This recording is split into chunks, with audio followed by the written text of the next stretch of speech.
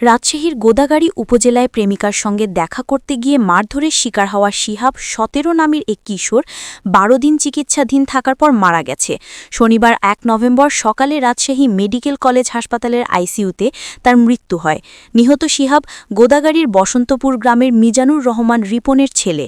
চলতি বছর সে এসএসসি পাশ করে। পরিবারের সদস্যদের বরাত দিয়া পুলিশ জানায়, গত ২০ অক্টোবর রাতে শিহাব তার প্রেমিকার সঙ্গে দেখা করতে পার্শ্ববর্তী বান্দুরিয়া এলাকায় যায়। সেখানে প্রেমিকার আত্মীয়স্বজনেরা তাকে তাড়া করে।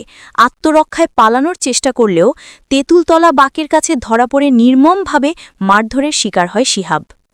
প্রত্যক্ষদর্শীরা জানান, শিহাব ২০ অক্টোবর পার্শ্ববর্তী বান্দুরিয়া এলাকায় তার প্রেমিকার সঙ্গে দেখা করতে যায়। সে তেঁতুলতলা বাঁকের কাছে পৌঁছালে প্রেমিকার আত্মীয়স্বজনেরা তাকে তাড়া করে।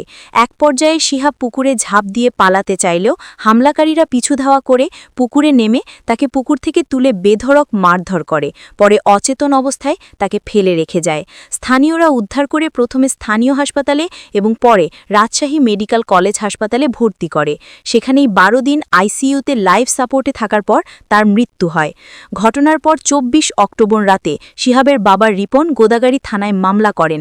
মামলায় রতন আলী ৩২, মোহাম্মদ কানুন ২২, সুজন আলী ৩২, ইয়ারউদ্দিন ৩২, মোহাম্মদ শরীফ ৩৫, মোহাম্মদ রাব্বি ২৫, মোহাম্মদ হালিম ৩০ এবং মোহাম্মদ কলিমকে আসামি করা হয়। পাশাপাশি আরও ৮ থেকে ৯ জনকে অজ্ঞাতনামা আসামি করা হয়। তবে শনিবার দুপুর পর্যন্ত আসামিদের কাউকেই গ্রেপ্তার করতে পারেনি পুলিশ।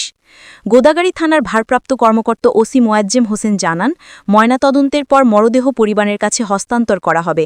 প্রাথমিকভাবে এটি হত্যাকাণ্ড বলেই মনে হচ্ছে। ইতিমধ্যে মামলাটি হত্যা মামলায় রূপান্তর করার প্রক্রিয়া চলছে।